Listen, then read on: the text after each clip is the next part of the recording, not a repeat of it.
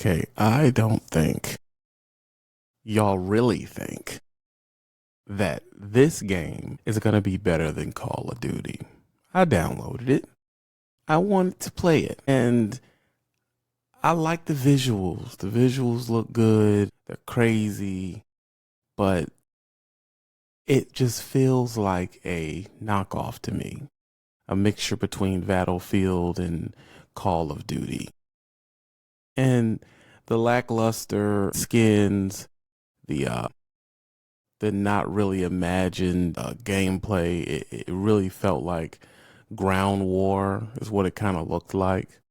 But more than that, I started it up and then found out they didn't even have controller access. You need to use the keyboard. Now, that's not the end of the world. There's actually a way to get around that through Steam. But other than that, it just made me feel like, I just felt meh. I didn't think that it was that much different or that much better. I mean, the promise of no microtransactions, and it actually runs better than actual Warzone does. So I can understand the appeal, but do we really think this is going to be better than Call of Duty? Who knows? But looking at it, it seems to me, it seems rushed, it seems soulless. I just don't know. Now, until they get the controller access, I really can't dig into it because I am not a keyboard player. I'm old school like that. I'm a controller guy till I die. But to the people who think this is gonna take over Call of Duty, you're in for a big mistake.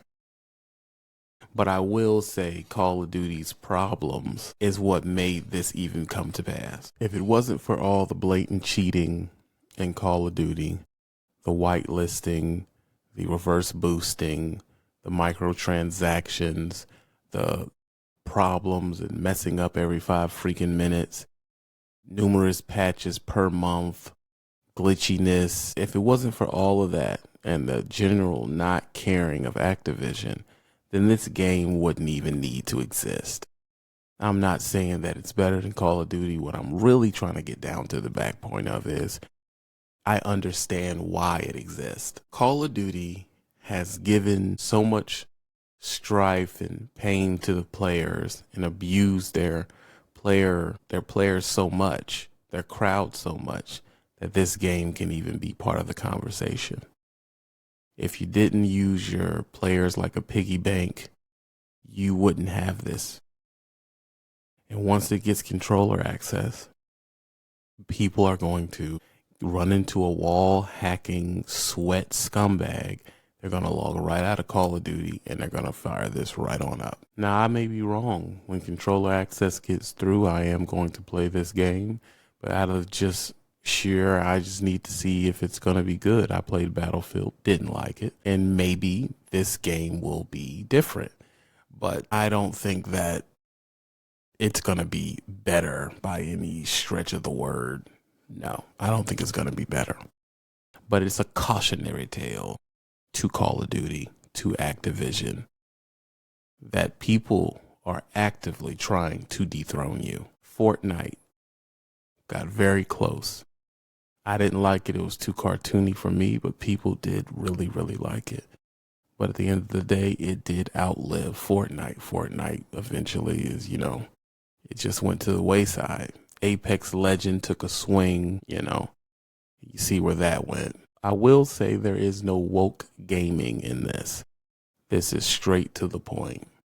It's funny when a company really, really wants your business, it listens to what people are saying. So they didn't put any of the woke gamer stuff in it because they know that's not what we want. How arrogant is it for the companies that have our attention to try to force their agenda down our freaking throat? Like we're still going to keep going for it. And what happens is things like this pop up. Look at them. You see, these guys are masculine looking. The women are thin. There is no slant in the windows to anybody's sexuality. It's just straight to the point, shooting, booming, praying, and spraying. And that's the truth about what people want when they play these games. The demographic that who plays these first-person shooters are not interested in their guy pirouetting with French tips on. They're not interested in that. They want macho boom boom shoot shoot. And I will say this game is offering that. Call of Duty, I don't think it panders too much, but the microtransactions and the general corporate blood sucking and money chasing of the platform is so obvious now that it is turning people off. And we always have to be mindful that a new generation of gamers come out every couple of years. And they're not necessarily just going to jump on the Call of Duty wagon. And eventually you liking Call of Duty will date you. And people say, well, I'm not a Call of Duty guy. I'm a Delta Force guy. That's coming. And then it'll be split between the two. I'm Delta Force, I'm Call of Duty. And then you have dudes who jump back and forth depending. But you did it to yourself, Call of Duty. This is getting attention because of the general corporate bloodsuckery of Call of Duty and Activision. If you didn't do that, this wouldn't be here, and it wouldn't even be part of the conversation. The fact that it is part of the conversation means you have something to worry about, because let's say they do not achieve it, someone will. Because as people say, this is pretty darn close.